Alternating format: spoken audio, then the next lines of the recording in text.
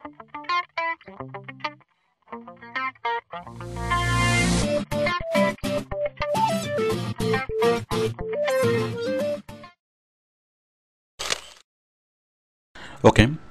তো আমরা এই পর্যন্ত যা দেখলাম অ্যাডভান্স ওয়েবসাইট অথবা ব্লগ সাইট ডিজাইনে আমরা এই জিনিসগুলো দেখলাম।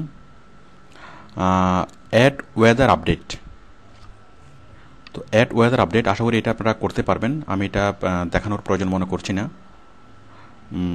ওয়েদারের কোডগুলো কালেক্ট করে আপনি সেভাবে অ্যাড করতে পারবেন। আপনি গুগলে যেভাবে সার্চ করবেন Yahoo weather code for website অথবা শুধুমাত্র HTML code for weather update, এভাবে আপনার নিজের মতো করে যেভাবে আপনি চান ওইভাবে সার্চ করে আপনি ওয়েদার কোডগুলো খুঁজে বের করতে পারবেন এবং সেগুলো আপনি ওয়েবসাইটে পেস্ট করতে পারবেন। আশা করি আপনি কাজটা করতে পারবেন।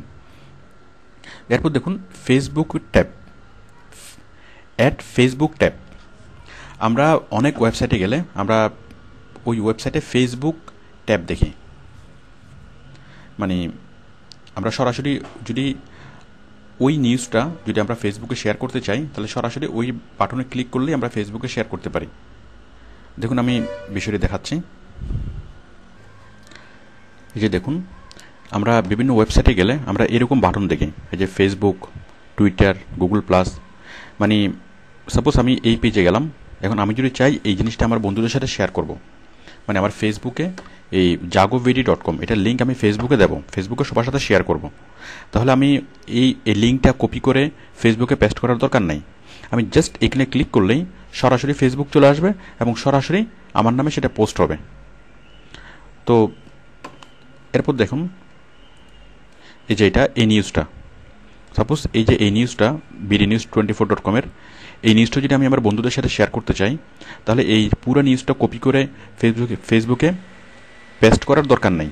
আমি জাস্ট যেটা করব এই যে এখানে বাটন, ফেসবুকের বাটন ক্লিক করলে সরাসরি ফেসবুকে আমার নামে মানে আমার ওয়ালে পোস্ট হবে এবং আমার সব বন্ধুরা সেটা দেখবে, সরাসরি পোস্ট হবে। তো এই যে শেয়ার বাটন, তো আমরা এখন এই ফেসবুকের বাটন অ্যাড করব।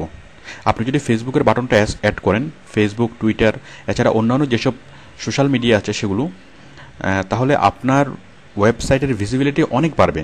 সাপোজ একজন আপনার সাইটটা দেখলো, সে জাস্ট ফেসবুকের পেজে ক্লিক করেই সে তার বন্ধুদের সাথে শেয়ার করলো, তাহলে এতে করে আপনার ভিজিটর অনেক বাড়বে, মানে অনেক মানুষ আপনার সাইটটা দেখবে।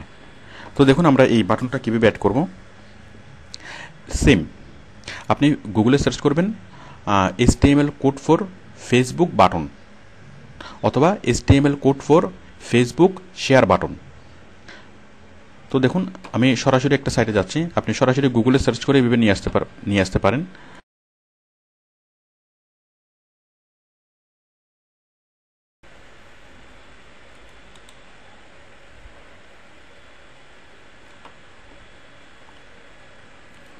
পেস্ট করলাম, দেন সেভ অ্যারেঞ্জমেন্ট। দেন আমরা এখানে যখন দেখব, দেখুন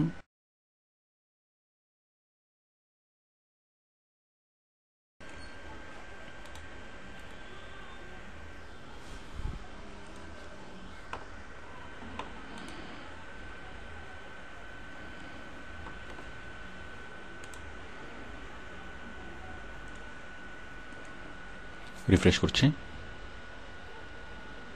দেখুন টেমপ্লেটটা আরেকটু চেঞ্জ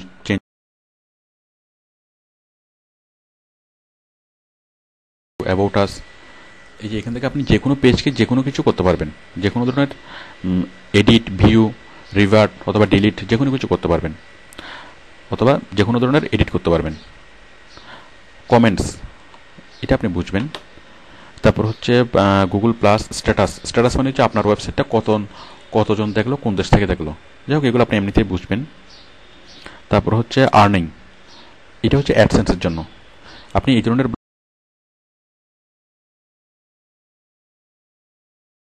ওয়েবসাইট তৈরি মানে কমার্শিয়াল ওয়েবসাইট তৈরি, ওটা আলাদা। আমি এই যেই ওয়েবসাইট তৈরিতে আপনাদের দেখালাম এটা হচ্ছে নন কমার্শিয়াল ওয়েবসাইট। এগুলো আপনি ব্যক্তিগত কাজে ইউজ করতে পারবেন, বাট কমার্শিয়াল ওয়েবসাইট হিসাবে এগুলোকে মানাবে না, বাট আপনি ব্যক্তিগত কাজে এই সাইটগুলো ইউজ করতে পারেন।